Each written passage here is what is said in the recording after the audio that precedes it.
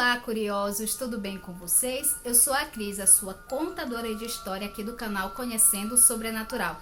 Desde já peço para você deixar seu like, se for novo por aqui, se inscreva no canal. E também peço que você comentem, assim o YouTube vai entender que você interage com o canal e você recebe as notificações.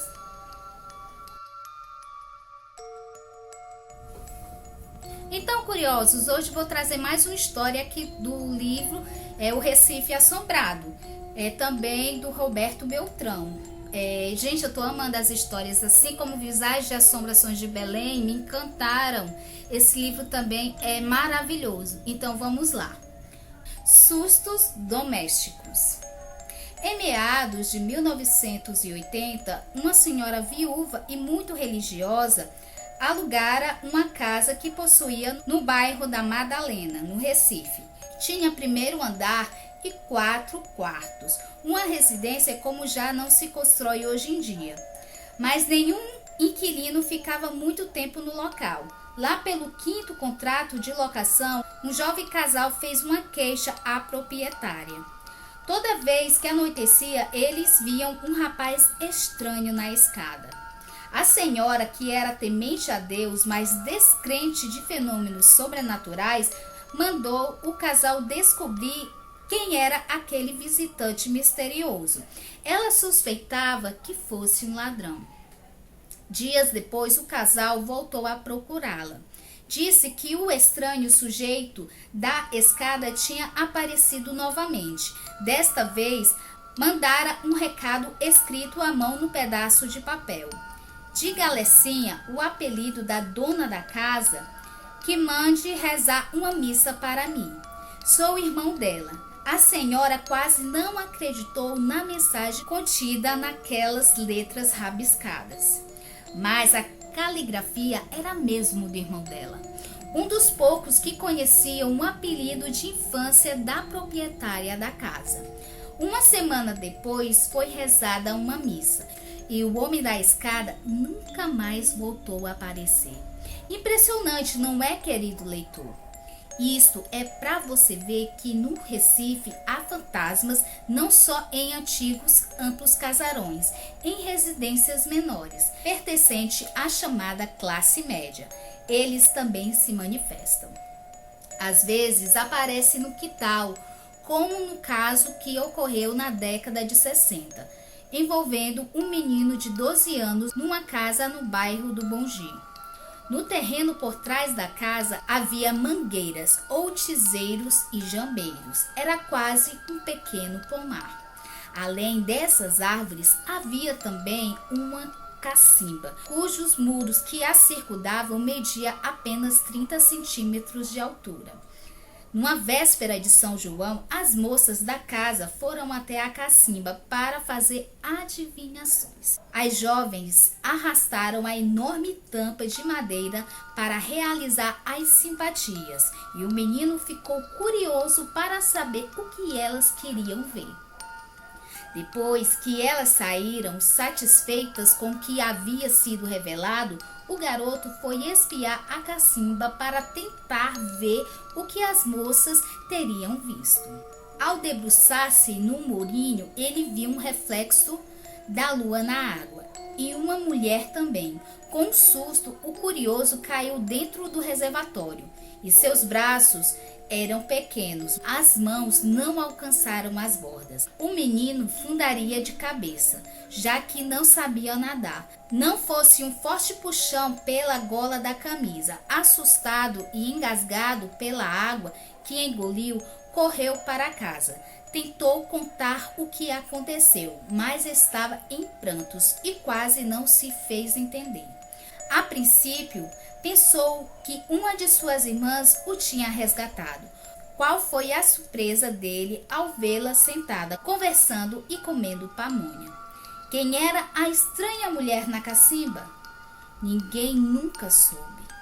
Às vezes, o foco das manifestações sobrenaturais está dentro das residências, embora o local exato não possa ser definido com precisão. Houve uma situação vivida por muitos anos pelos vários moradores de uma simples casa conjugada, próximo ao pátio de Santa Cruz, no bairro da Boa Vista. Lá, um choro abafado de uma criança recém-nascida era ouvido, algumas vezes durante o dia e também à noite. Sempre se suspeitou que em algum lugar na casa estivessem escondidos os restos mortais da tal criança, provavelmente a sepultura secreta de um inocente morto antes do batismo. Reza a crença popular que essas alminhas sofrem por não poder sair do limbo e choram com saudade da mãe que as abandonou. Foram diversas tentativas de achar os ossos do anjinho e escavações feitas nas paredes grossas e no assoalho antigo, sem sucesso. Médios chegaram a ser convocados para tentarem apontar o local exato, mas nada conseguiram. Realizavam-se missas católicas e cultos evangélicos na intenção da pobre criança.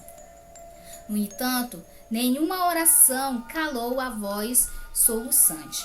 O resultado é que ninguém conseguia viver ou mesmo trabalhar na casa que chegou a ser usada como escritório de uma firma, mas que permanece fechada na maior parte do tempo por falta de quem se arrisca a alugá-la. Há quem se acostume a dividir a casa com uma assombração. Foi assim com um dentista que vivia numa residência situada em Rua Tranquila, no bairro da Tamarineira. Certa noite, quando ele voltava para casa e depois do trabalho, ao chegar com o carro, notou que havia alguém sentado no banco do jardim. Estacionou o veículo e foi até o local verificar quem lá se encontrava. Era uma mulher que, em fração de segundos, desapareceu no ar. Daí em diante, o fantasma passou a ser presença constante na casa. Geralmente vinha à noite, quando o morador estava deitado no sofá da sala para assistir televisão. Mas naquelas horas em que o sono se aproxima e já não nos concentramos muito, que mostra na telinha, surgia na sala e pensava indiferente em direção ao corredor.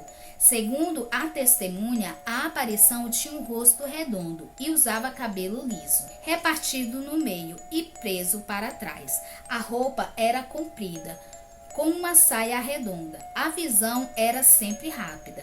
Quando o dentista se dava conta dela, havia desaparecido.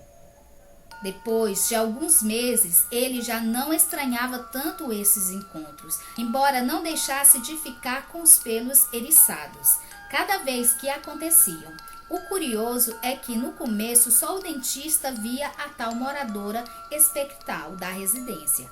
A esposa dele jamais quis discutir as narrativas sobre aquelas estranhas experiências. Sempre cortava o assunto, dizendo que não queria nem saber dessas coisas.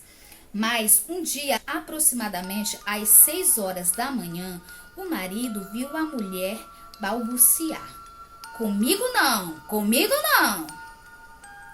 Ele acudiu e a encontrou extremamente pálida, trêmula, com uma respiração ofegante. Apontava para a porta aberta de um quarto e exclamava: "Era ela! Ela estava ali! Vi perfeitamente!" O casal preferiu não comentar com ninguém as visitas da misteriosa mulher. Por isso tiveram uma surpresa ao ouvir o comentário feito pela empregada da família: "Eu acho que esta casa é mal assombrada. Eu vi ali na sala passar uma mulher de saia comprida. Procurei por todo canto e não encontrei ninguém. Só em contar fico toda arrepiada."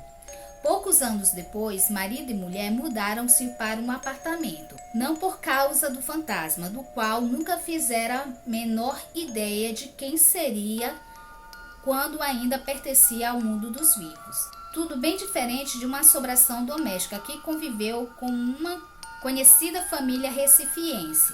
Neste caso, a aparição era de um negrinho, com toda a pinta de ter vivido no tempo dos escravos.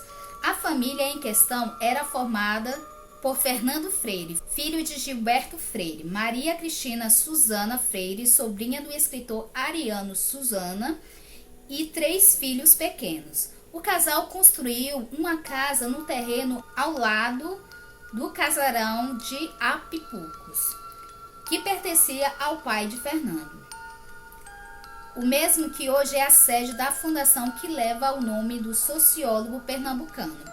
Ao ser cavado no local um buraco para a instalação da piscina, os trabalhadores responsáveis pela obra descobriram utensílios de cozinha típico dos tempos antigos.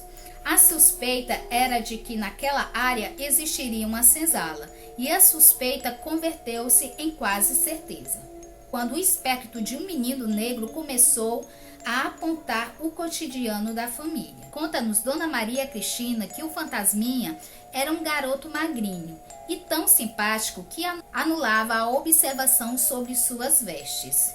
Segundo ela, a presença da pequena figura de olhos muito brilhantes e sorriso branquinho era tão agradável que quase não metia medo em ninguém.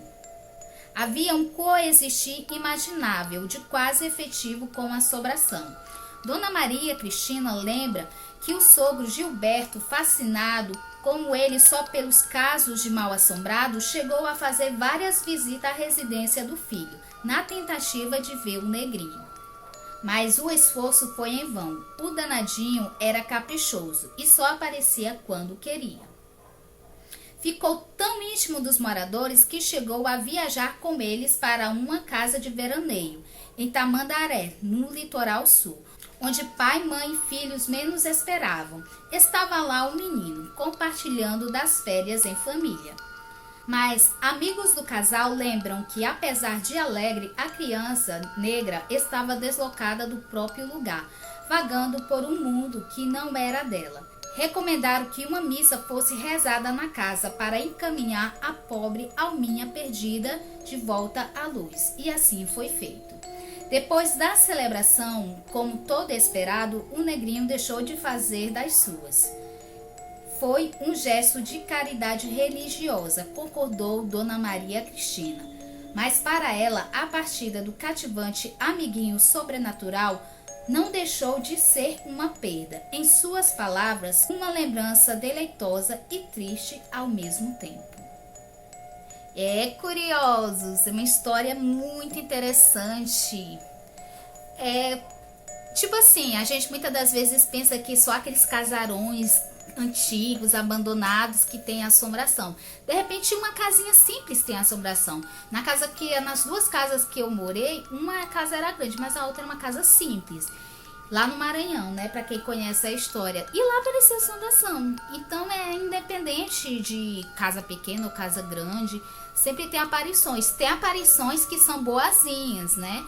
Agora já tem essas aparições que fazem aquela arruaça toda, que são poltergeist, como vocês sabem, que querem mesmo dar o terror, né, gente? Então a gente tem que orar muito a Deus e pedir muita proteção, porque ninguém tá livre disso, né, curiosos? Somente Deus para nos proteger. Muito obrigada a todos. Eu peço para vocês seguir as redes sociais do O Recife Assombrado, tá tudo embaixo aqui na descrição, e coloca hashtag Vim pelo Sobrenatural, para o Roberto Beltrão saber que você está aqui acompanhando essa saga do Recife Assombrado. Muito obrigada a todos, espero que vocês tenham gostado. Comenta aqui embaixo o que vocês acharam sobre essa história e até o próximo vídeo. Não se esqueça de dar like, se inscreva no canal se você for novo por aqui, siga nas nossas redes sociais também e aguardo a sua presença. Até o próximo vídeo. Tchau, curiosos!